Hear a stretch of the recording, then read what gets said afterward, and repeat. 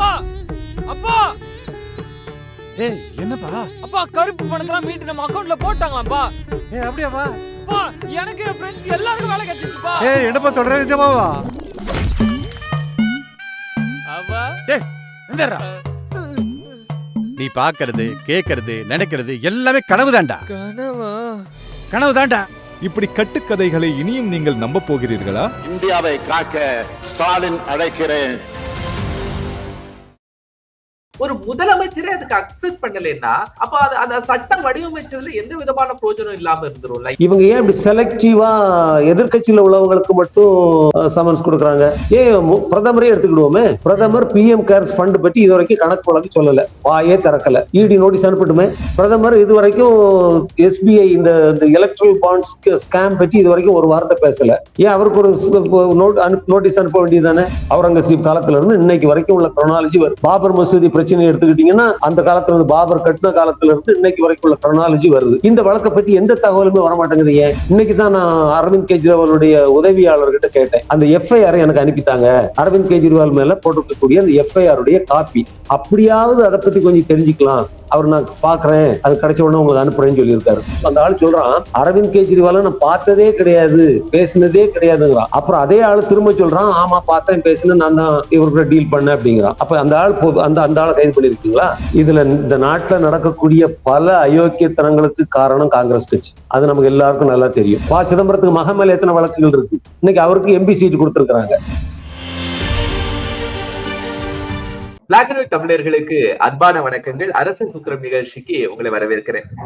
அரவிந்த் கெஜ்ரிவால் கைது குறித்து இன்னைக்கு உங்களுடைய கட்டுரை படிச்சிருந்தோம் சார். அதுல முக்கியமா அது தவறுங்கிற மாதிரி நீங்க தெரிஞ்சிருந்தீங்க. பட் ஏடி சார்பில் என்ன சொல்றாங்கன்னா, பல முறை மனுக்கள் நாங்க கொடுத்துட்டு இருக்கோம், சமன்ஸ் கொடுத்துட்டு இருக்கிறோம். ஒரு முதலமைச்சரே அதுக்கு அக்செப்ட் பண்ணலன்னா அப்ப அந்த சட்டம் வடிவமைச்சதுல எந்த விதமான பிரயோஜனம் இல்லாம இருந்துரும்ல. ஏற்கனவே ஹேமந்த் சோரன் இதேதான் பண்ணாரு. இவங்க சமன்ஸ் கொடுக்கறாங்க, சரி, அவங்க சமன்ஸுக்கு பதில் சொல்லல அல்லது வரலன்னு வைங்களேன். இவங்க ஏன் இப்படி செலக்டிவா எதிர்கட்சியில உள்ளவங்களுக்கு மட்டும் சமன்ஸ் கொடுக்கறாங்க? பாரதிய ஜனதா கட்சியில உள்ள குற்றவாளிகள், இந்த மாதிரியான ஊழல் பெருச்சாளிகள் இல்லவே இல்லையா? அவங்கெல்லாம் இருக்கிறது ஈடிக்கு தெரியலையா? எத்தனை பேருக்கு இந்த அழைப்பு கொடுத்தாங்க? ஏன் பிரதமரே எடுத்துக்கிடுவோமே. பிரதமர் பிஎம் கேர்ஸ் ஃபண்ட் பற்றி இதுவரைக்கும் கணக்கு வழக்கு சொல்லல, வாயே திறக்கல. இடி நோட்டீஸ் அனுப்பட்டுமே.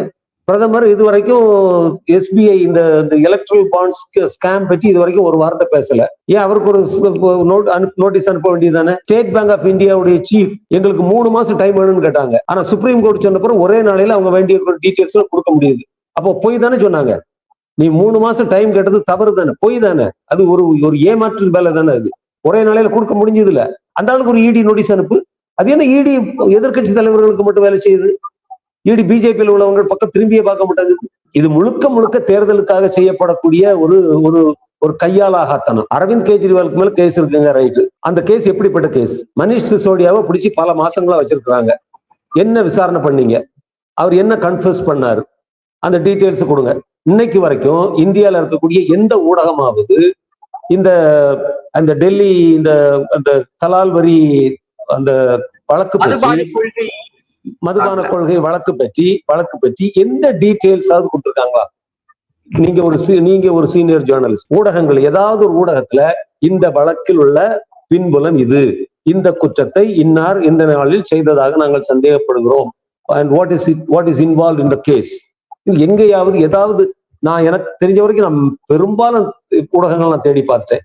அது சமூக ஊடகங்கள், அந்த சோசியல் மீடியா இருந்தாலும் சரி, மெயின் ஸ்ட்ரீம் பிரிண்ட் மீடியால இருந்தாலும் சரி, விஷுவல் மீடியால இருந்தாலும் சரி, எங்கேயுமே இந்த வழக்கு பற்றிய முழு விவரங்கள் இல்லை.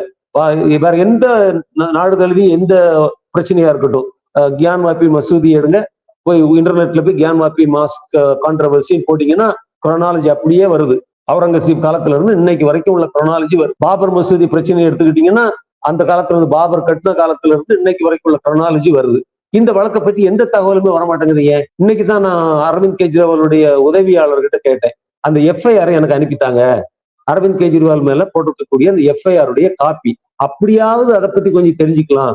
அவர் நான் பாக்குறேன், அது கிடைச்ச உடனே உங்களுக்கு அனுப்புறேன்னு சொல்லியிருக்காரு. அப்போ அப்படியாவது இந்த வழக்கு என்ன, குற்றம் என்ன, என்ன குற்றம் செய்தாங்க? அரவிந்த் கெஜ்ரிவால் வழக்கினுடைய எஃப்ஐஆர் காப்பி கூட இன்னும் சர்க்குலேட் ஆகல. இல்ல அது என்ன அர்த்தம்? எவ்வளவு முக்கியமான ஆளு, ஒரு முதல்வர், ஒரு மாநிலத்தினுடைய முதல்வர், நாடு முழுக்க பேசப்படக்கூடிய ஒரு பிரச்சனையா இருக்குது, எஃப்ஐஆர் தூக்கி போடுங்க. இது வரைக்கும் எஃப்ஐஆர் வெளியே வரலையே. அப்ப என்ன இது? ED, income tax, CBI, intelligence bureau, NIA, இது எல்லாமே மோடியினுடைய கைப்பாவைகளாக இயங்குறாங்க. இவங்க நாட்டு மக்களுக்காக வேலை செய்யல. சொல்றாங்க சுபகுமார் சார் என்ன சொல்றாங்கன்னா, உச்ச நீதிமன்றத்துக்கு போறாங்க. சந்திரசூட் என்ன சொல்றாருன்னா, கண்ணா பெஞ்சுக்கு போங்க, அங்க இதுன்னு இருக்காங்க. திரு அரவிந்த் கெஜ்ரிவால் சார்பில் எடுத்த வழக்கறிஞர் என்ன பண்றாருன்னா, அபிஷேக் மன் சிங்வி ஐ திங்க் அவர் என்ன பண்றாரு, இல்ல நாங்க பெட்டிஷனை வித்ட்ரா பண்ணிக்கிறோம் சொல்லிட்டு நாங்க கீழமை நீதிமன்றங்கள்ல பாத்துக்கிறோம்னு வந்துட்டாங்க. உச்ச நீதிமன்றத்துல அவங்க பாக்கல. சோ அதுக்கு அப்புறமா பேலுக்கு போகும்போது, பேல் ப்ராசிக்யூஷன்ல இருக்கும்போது நீதிபதியிடம் இடி சால சம்பந்த டீடைல்ஸ் டாக்குமெண்ட்ஸ கொடுக்குறாங்க. அந்த டாக்குமெண்ட்ஸை பார்த்துட்டு இவ்வளவு நாள் ஏன் நீங்க பெண்டிங்ல வச்சுட்டு இருந்தீங்க, இவரை இதுக்கு முன்னாடியே நீங்க என்ன பண்ணிருக்கணும், ஒப்படைச்சிருக்கணும்ல அப்படின்னு நீதித்துறையில இருந்து கேட்டாங்க அப்படிங்கிற தகவல் எல்லாம் வருது சார். ப்ரொசீடிங்ஸ் இது நடந்துட்டு இருக்குது ஒரு பக்கம். இவரு அதை டாட்ஜ் பண்றாரு, கோர்ட்டுக்கு போறாரு, எக்ஸம்ஷன் கேட்கிறாரு, இன்னைக்கு அரெஸ்ட் பண்ணியிருக்கிறாங்க. ஓகே, வெல் அண்ட் குட், அந்த ப்ராசஸ் நடக்கட்டும். நம்ம அதுல நீதிமன்ற விசாரணையிலும் நீதிமன்ற நடவடிக்கைகளையும் நம்ம தலையிட வேண்டியதுல தலையிட முடியாது, விட்டுருவோம். நான் என்ன கேட்கிறேன், இந்த அக்யூஸ்ட் ஒரு சாதாரண மனிதர் கிடையாது, ஒரு மாநிலத்தினுடைய முதலமைச்சர், ஒரு தேசிய கட்சியினுடைய தலைவர். இந்த வழக்குல இவர் எந்த காரணத்தினால இவரை கைது பண்றோம், அந்த எஃப்ஐஆர் காப்பியை பப்ளிக் டொமைன்ல போட்டு விட்டுருங்க, மக்கள் படிக்கட்டும். எவ்வளவு பெரிய குற்றம் பண்ணியிருக்காரு, மனிஷ் சிசோடியாவுக்கும் அரவிந்த் கெஜ்ரிவாலுக்கும் கவிதாவுக்கும் மற்றவர்களுக்கும் உள்ள இந்த லிங்க் என்ன, அதுல ஒருத்தர் அப்ரூவரா மாறி இருக்காரு. அந்த அப்ரூவர் அவருடைய நிறுவனம் 35 கோடி ரூபாய் பாஜகவுக்கு தேர்தல் பத்திரம் மூலமா பணம் கொடுத்துருக்குறாங்க. அது கேள்விப்பட்டோம்ல. அப்ப அவரையும் கைது பண்ணு. அந்த பணம் எந்த கட்சிக்கு போச்சு, அந்த கட்சிக்கு தலைவரை கைது பண்ணு. சட்டம் நீதினா எல்லாருக்கும் ஒன்னாத்தானே இருக்கணும். ஒரு அக்யூஸ்ட், ஒரு மிகப்பெரிய வழக்கு, இந்தியாவையே உழுக்கக்கூடிய ஒரு வழக்குன்னு சொல்றீங்க. இவர் கோர்ட்டை டாட்ஜ் பண்ணிட்டாரு, எல்லா தப்பு பண்ணிட்டாரு. மனிஷ் சிசோடியா பல மாசங்களா ஜெயில இருக்கிறாரு. அரவிந்த் கெஜ்ரிவாலுக்கு எதிராக இவ்வளவு நடவடிக்கைகள் நடந்தது. ஐயோ, ஏன் இவ்வளவு நாள் இவரை விட்டுட்டீங்கன்னா சுப்ரீம் கோர்ட் ஜட்ஜ் எல்லாம் கேட்கறாங்கன்னா, அந்த ஒருத்தன் அந்த ஆள் சொல்றான், அரவிந்த் கெஜ்ரிவால நான் பார்த்ததே கிடையாது, பேசினதே கிடையாதுங்கிறான். அப்புறம் அதே ஆளு திரும்ப சொல்றான், ஆமா பார்த்தேன், பேசினேன், நான் தான் இவர்கிட்ட டீல் பண்ண அப்படிங்கிறான். அப்ப அந்த ஆள் அந்த ஆளை கைது பண்ணிருக்கீங்களா? அந்த ஆளு லஞ்சம் கொடுத்துருக்கான்ல, அது எலக்ட்ரல் பாண்ட் ஸ்கீம் இல்ல, இது லஞ்சம். தன்னை காப்பாற்றிக் கொள்ளவும் தன்னுடைய நிறுவனத்தை காப்பாற்றிக் கொள்ளவும் அந்த ஆளு லஞ்சம் கொடுத்திருக்காரு. யாருக்கு லஞ்சம் கொடுத்திருக்கிறான்? ஆளுங்கட்சிக்கு கொடுத்திருக்கிறான். ஆளுங்கட்சியினுடைய தலைவர் JP நட்டாவிந்திக்கு உள்ள போடுங்க. ஏன் ஒரு மாநிலத்தினுடைய முதல்வர் உள்ள போகலாம்னா பாரதிய ஜனதா கட்சியினுடைய தலைவர் தாராளமா உள்ள போகலாம். அவரையும் கைது பண்ணுங்க. அப்ப நாட்டு மக்களுக்கு நம்பிக்கை வரும். இந்த வழக்குல, ஒரு ஊழல் வழக்குல, ஒரு குற்ற வழக்குல, ஒரு கிரிமினல் ஆக்டிவிட்டியில சம்பந்தப்பட்ட எல்லாரும் கைது செய்யப்பட்டிருக்கிறார்கள், இன்க்ளூடிங் JP நட்டா.